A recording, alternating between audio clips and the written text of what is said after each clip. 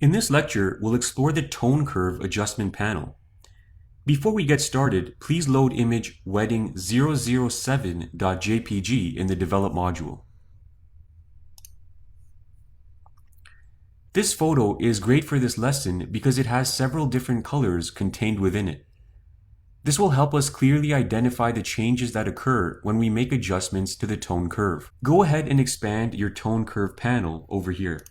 Also make sure you click this button to make sure you get the full range of options relevant to the tone curve. Right now, the tone curve isn't much of a curve at all. It's actually a straight line. Somewhere along this line lies every color in the color spectrum that is present in this photo. The very bottom point of this curve would represent absolute black. The very top point of this curve would represent absolute white. Watch what happens when I hover my mouse over different parts of this curve. You can see that different segments of the curve are highlighted as we move up and down.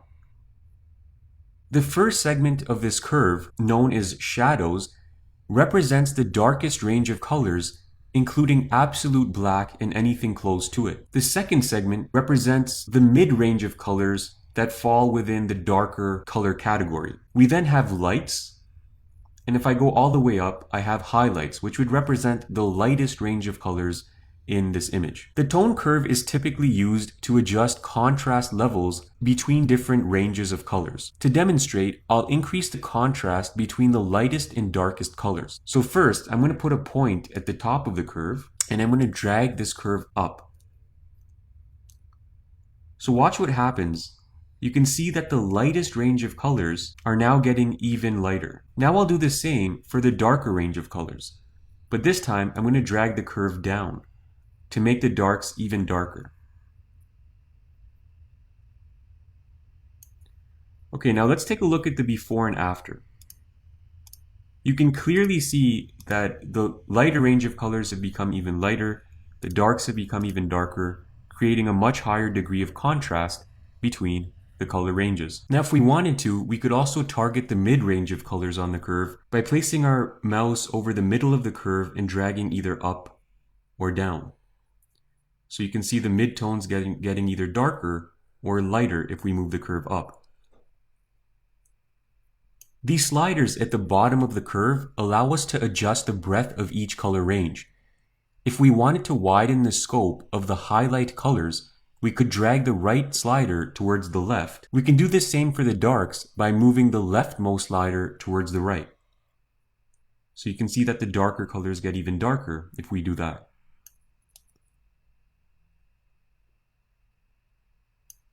And when we move this right slider towards the left, the lighter shades get even lighter. If you're having trouble working with the tone curve, you can always use the 4 sliders located here to adjust your contrast between lights and darks. So for example, if I want to increase the lights, instead of playing around with the curve, I just drag the light slider towards the right. And if I want to make the darks darker, I can move this slider towards the left. So remember, highlights and shadows refer to the lightest and darkest parts of your image, whereas lights and darks refer to your midtones. We can use the tone curve to target very specific colors in our image using the color select feature over here. To use this, click on it and hover your mouse over different parts of your photo. You'll notice a point move up and down on your curve, which identifies where this specific color lies on the curve. So right now I'm hovering over the lighter range. Watch what happens if I hover over a darker color. You can see the point is now lower on the curve. Once you've found the color you'd like to adjust, click and hold your left mouse button down. So I'm just going to adjust this light red color over here.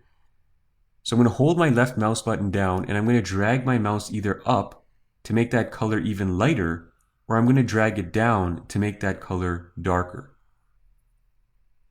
Now you can do this with any color in the image that you'd like to adjust the tone of. The tone curve also has built-in presets you can use if you find the manual adjustments too difficult to work with. So for example, next to point curve, there's a menu. So you can select either medium contrast or strong contrast. And this way, Lightroom will automatically make adjustments to your color ranges for you. We can use the tone curve to adjust separate RGB channels. Remember, every color in your color spectrum is composed of 3 primary colors, red, green, and blue. Each one of these colors can be separated into separate channels for adjustment. To do so, click this button here. Also, before we continue, right-click on your tone curve and just go to Flatten Curve so we can go back to the original. So this will restore the curve back to its original shape with no adjustments. You'll now see a channel selector here. Switch it from RGB to red. We can now make changes to only the reds in this image. The way this works is if you bring the tone curve up, you add more reds to your image. If you bring the tone curve down, you increase the amount of cyan, which is actually the opposite of red. It's quite evident that when we bring the tone curves down, more cyan starts to appear throughout the image. Now we can also work with the green and blue channel. All we have to do is switch it from this menu here. Okay, pulling the green curve up increases the greens, whereas pulling it down adds more magenta. So you're always working with opposite colors. And let's go to blues. Okay, moving the curve up adds more blues, and moving it down will add more yellows. So if you wanted to target your lighter blues, remember you're working with the top half of the tone curve.